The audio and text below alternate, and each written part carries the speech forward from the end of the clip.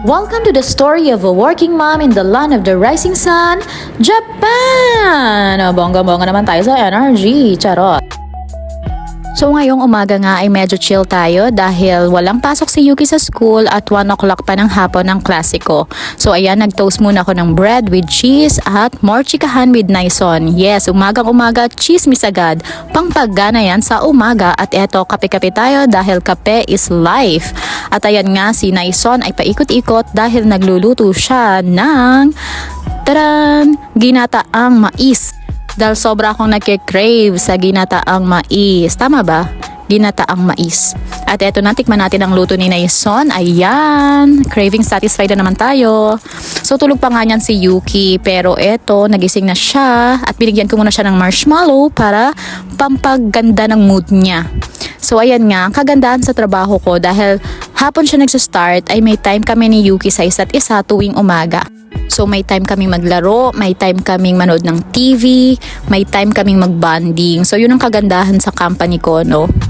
So nasiset ko muna yung mood ni Yuki bago ako umalis. O ayan, dance-dance kami, nood-nood ng TV, relax lang. O diba, ang sarap. Pag sana ganyan lagi, diba? O diba?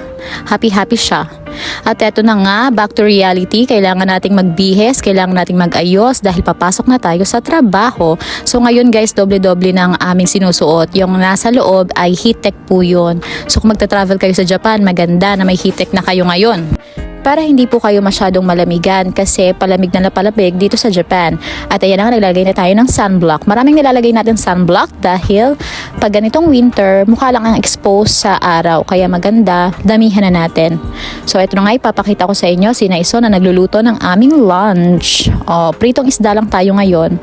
At eto na nga, nagpapaalam na ako kay Yuki. Sabi ko sa kanya, kailangan ko nang pumasok sa work kaya drama-drama naman siya.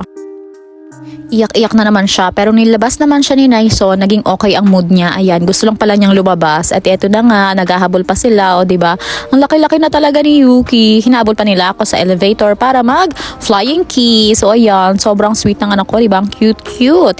At maraming salamat Naison sa pag-aalaga kay Yuki pag nasa work kami. At eto na nga, kailangan nating harapin ang realidad na alipin tayo ng salapi at tayo'y magtrabaho na. So maglalakad na nga tayo papunta sa bus stop at ang school natin ngayon ay 20 minutes walk. O diba, walk na naman tayo. At kung mapapansin nyo, iba na yung suot kong jacket at naka-bonnet na rin ako dahil ibang level na rin ang lamig dito guys sa Japan. Nasa freezer na naman kami, nag-December lang. So ayun. So by the way guys, ang trabaho ko po pala ay isang English teacher sa Eikaiwa. Kaya iba po yung schedule ko sa mga ALT na nakikita nyong videos sa Facebook or sa YouTube. Magkaiba po yun.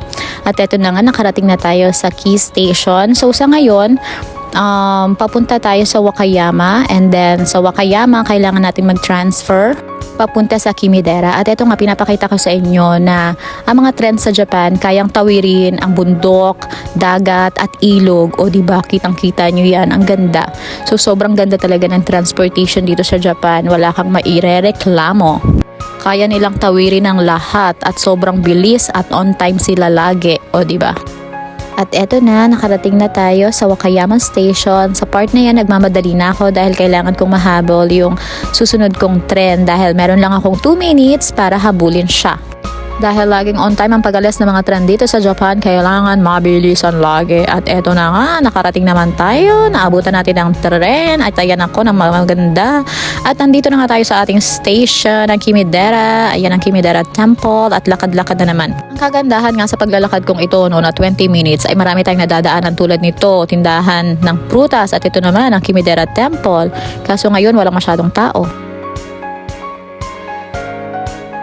At dumaan na rin ako sa Lamos Supermarket para bumili ng tinapay. Yan, kasi nakita ko na marami ang packaging dito ng tinapay. Unlike sa binibilhan namin ni Naison. O ayan, diba? Ang dami na agad. Parang good for 1 week na namin yan. Samantalang doon sa binibilhan namin ay parang good for 3 days, 4 days lang ang tinapay. So kaya namili na ako. O ayan, diba? Sobrang daming options.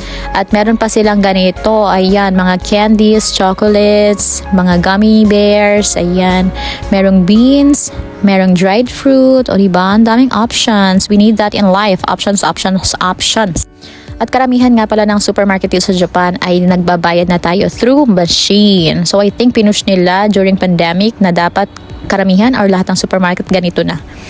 Ayan na nga, pinapakita ko sa inyo, nabili nating tinapay at back to walkatan tayo. Habang naglalakad ako, nakakita ako ng tao na nagpupulot ng dahon. Guys, ayan, kaya pala walang kakalat-kalat sa Japan. Pinupulot nila isa-isa yung mga yan, manu-manu B. At ito na nga, malapit na tayo sa ating school. Kaya thank you so much again for watching my videos. Bye!